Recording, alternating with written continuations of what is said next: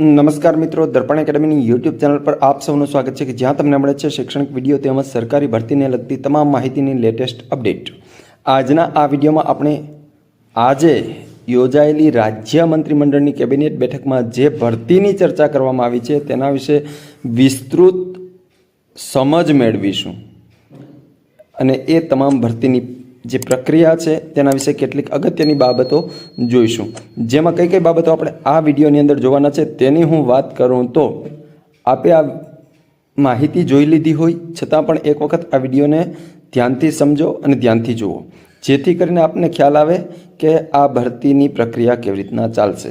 એટલે કઈ કઈ બાબતો જોવાના છે એની વાત કરું તો કેટલી ભરતી આવશે, ક્યારે ભરતી આવશે, કોણ કોણ ફોર્મ ભરી શકશે અને ખાસ કરીને ટેટ ટાટ રિઝલ્ટની જે વેલિડિટી છે એ ક્યાં સુધી, કોણે ટેટ પાસ કરેલી અથવા તો ટાટ પાસ કરેલી છે એ લોકો આ ભરતી પ્રક્રિયાની અંદર ફોર્મ ભરી શકવાના છે તેના વિશે પણ આપણે માહિતી આપવાના છીએ।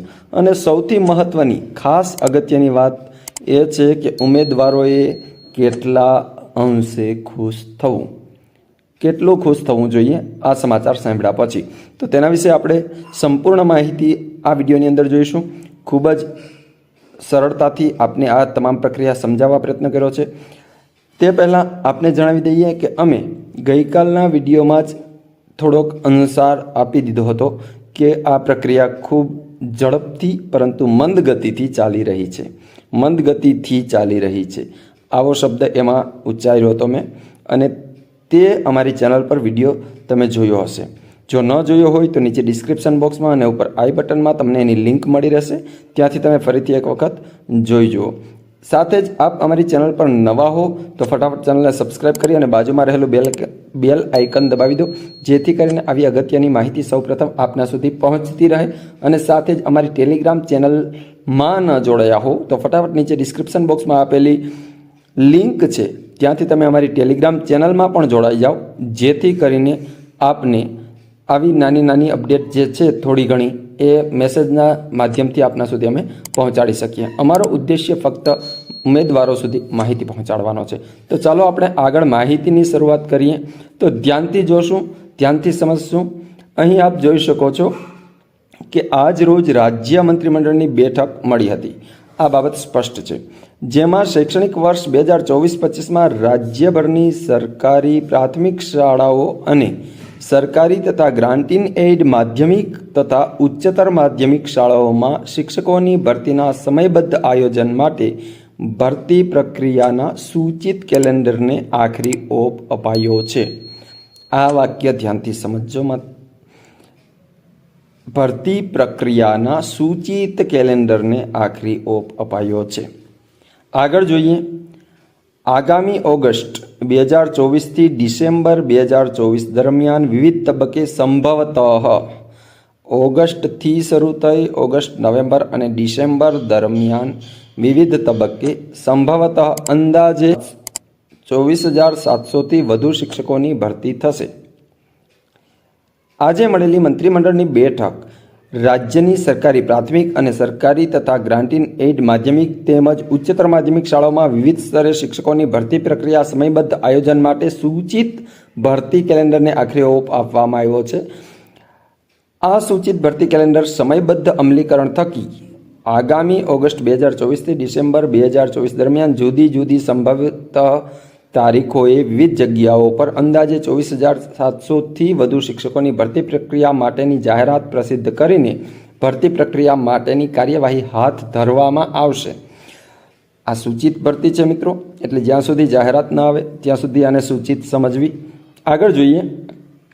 ભરતી પ્રક્રિયાના સૂચિત કેલેન્ડર અનુસાર ગ્રાન્ટેડ શાળાઓમાં આચાર્ય એટલે કે એચમેટ પાસ ઉમેદવારોની 1200 જેટલી અંદાજિત સંખ્યા, અંદાજિત એચમેટ પાસ કરેલા 1200 અને ગ્રાન્ટેડ શાળાઓમાં જૂના શિક્ષકોની અંદાજિત 2200 જેટલી જગ્યાઓ ભરવા માટે સંભવિત જાહેરાતની તારીખ 1/8/2024 રહેશે।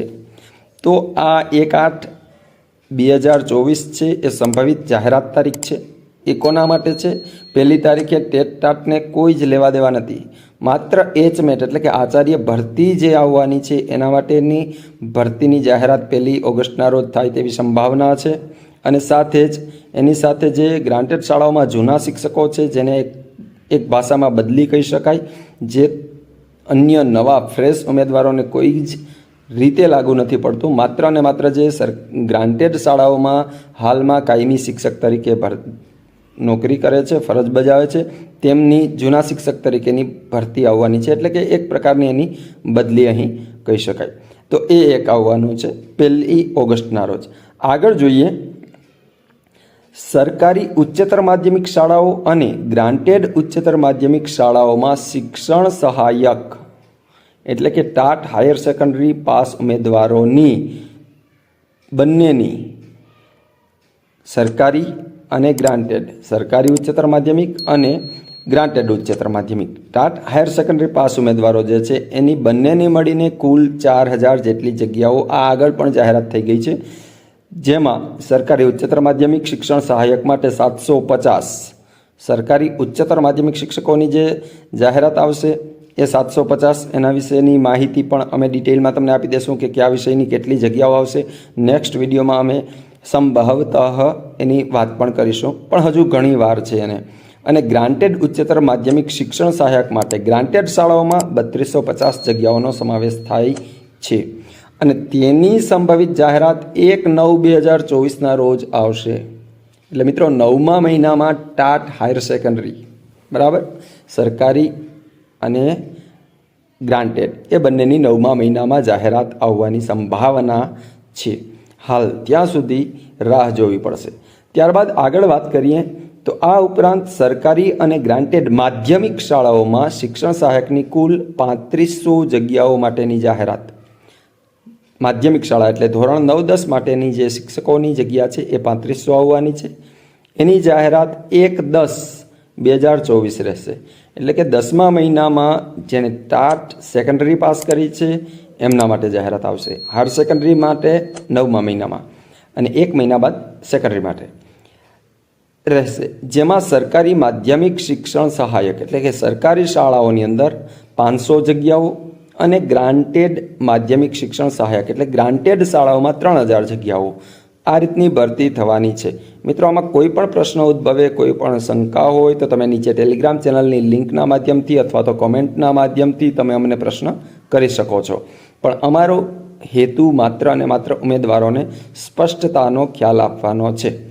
ત્યારબાદ આગળ વાત કરીએ, વિડીયો થોડો લાંબો થશે પણ સમજૂતી સ્પષ્ટ છે અને સમજવા માટે પ્રયત્ન કરશો। સરકારી ઉચ્ચ પ્રાથમિક શાળાઓમાં વાત કરીએ તો ગુજરાતી માધ્યમમાં વિદ્યા સહાયક, ગુજરાતી માધ્યમમાં વિદ્યા સહાયક તરીકે જેણે ટેટ 2 પાસ કરેલી છે એવા ઉમેદવારો માટેની અંદાજે 7000 જગ્યાઓ માટેની સંભવિત જાહેરાત 1/11/2024 રહેશે। 9મા મહિનામાં ઉચ્ચતર માધ્યમિક, 10મા મહિનામાં માધ્યમિક અને 11મા મહિનામાં ટેટ 2 પાસ કરેલા ઉમેદવારો માટેની જાહેરાત આવવાની છે। સ્પષ્ટ થઈ જજો મિત્રો, કાલે જાહેરાત આવવાની નથી। ઘણા મિત્રો એવું વિચારે છે કે જાહેરાત આવી ગઈ, જાહેરાત કોઈ જાતની આવી નથી, માત્ર સંભવિત તારીખો જાહેર કરવામાં આવી છે। એની સંભવિત તારીખ છે 1/11/2024 છે, જ્યારે સરકારી ઉચ્ચ પ્રાથમિક શાળાઓની અંદર વિદ્યા સહાયક અન્ય માધ્યમ એટલે કે ગુજરાતી મીડિયમ સિવાયના જે કોઈ પણ મીડિયમ છે, હિન્દી, અંગ્રેજી વગેરે, એમાં ટેટ 2 પાસ ઉમેદવારોની અંદાજે 600 જગ્યા, એ જગ્યાઓ ભરવા માટેની સંભવત તારીખ છે 1/11/2024, એ તે દિવસે જાહેર કરવામાં આવશે, એટલે એ બંને માધ્યમની સાથે જ જાહેરાત થઈ શકે છે। આગળ આપણે જોઈએ, આ ઉપરાંત સરકારી પ્રાથમિક શાળાઓમાં ગુજરાતી માધ્યમમાં વિદ્યા સહાયક તરીકે ટેટ 1 પાસ એટલે ધોરણ 1 થી 5 માટેના ઉમેદવારો માટેની અંદાજે 5000 જગ્યાઓ છે।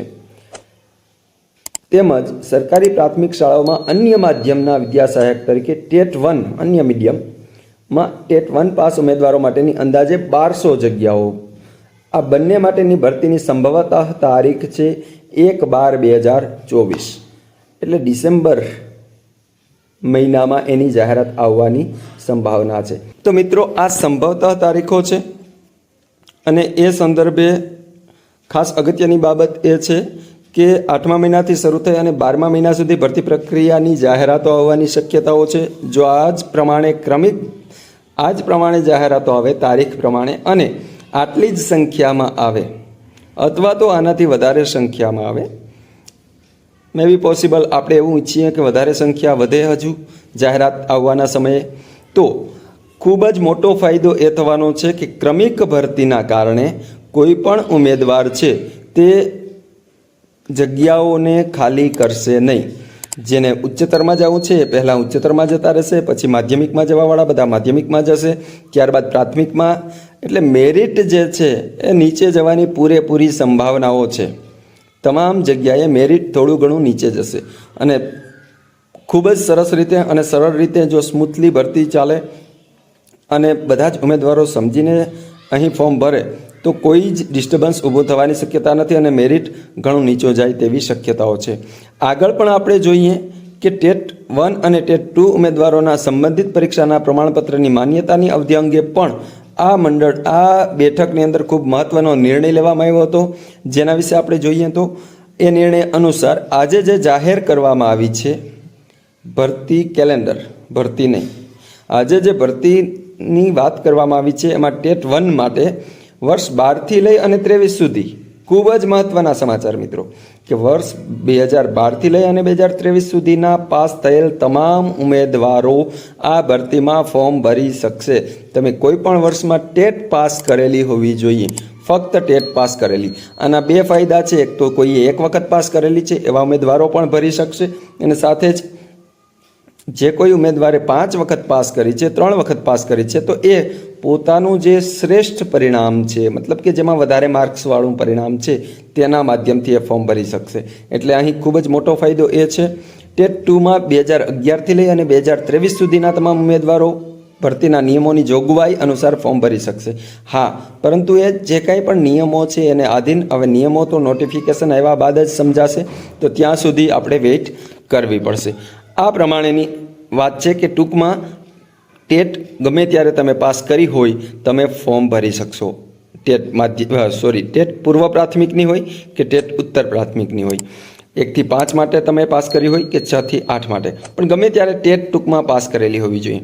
ત્યારબાદ અગત્યની વાત એ પણ છે કે આ ભરતી બાદ 2023માં ટેટ 1 અને ટેટ 2 પાસ થયેલ ઉમેદવારોના પ્રમાણપત્રની માન્યતાની અવધિ પ્રમાણપત્ર ઇસ્યુ કર્યાથી તારીખ 5 વર્ષ અથવા તો એનસીટી દ્વારા રાષ્ટ્રીય શિક્ષણ નીતિ 2020 અંતર્ગત નવું માળખું જાહેર થાય તે બેમાંથી જે વહેલું હોય ત્યાં સુધી રહેશે. એટલે કે જે લોકોએ છેલ્લી આ લાસ્ટ ભરતી છે કે જેમાં 11થી અથવા તો 2012થી લઈ અને છેક 23 સુધીની કોઈ પણ ભરતીનું તમે સર્ટિફિકેટ આપી શકો છો. પણ હવે એના પછી નેક્સ્ટ ભરતી જ્યારે પણ આવે ત્યારે માત્ર અને માત્ર 2023નું છે એ 5 જ વર્ષ વેલિડ રહેશે.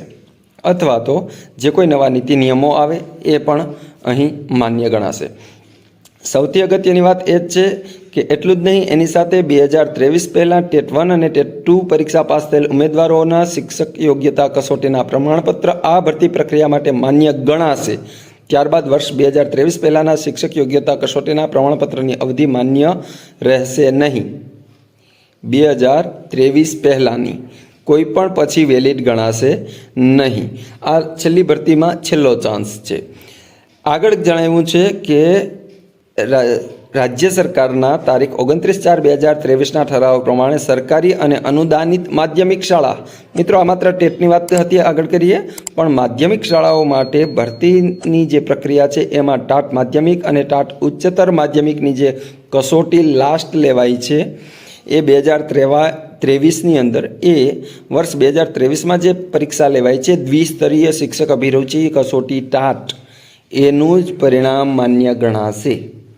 માધ્યમિક શાળાઓ માટે લાસ્ટ છેલ્લું જે ફાઇનલ રિઝલ્ટ છે, છેલ્લી પરીક્ષા લેવાઈ છે 2023માં, એ જ વેલિડ ગણાશે. એના સિવાય આગળના કોઈ પણ સર્ટિફિકેટ વેલિડ ગણાશે નહીં. તો મિત્રો આ રીતની આખી ભરતી પ્રક્રિયા ચાલવાની છે અને એ ભરતી પ્રક્રિયા 12મા મહિનામાં એટલે કે 2025માં પૂરી થવાની છે. આગળ લખ્યું છે કે કેટલા આનંદિત થવું, કેટલા આનંદિત ન થવું.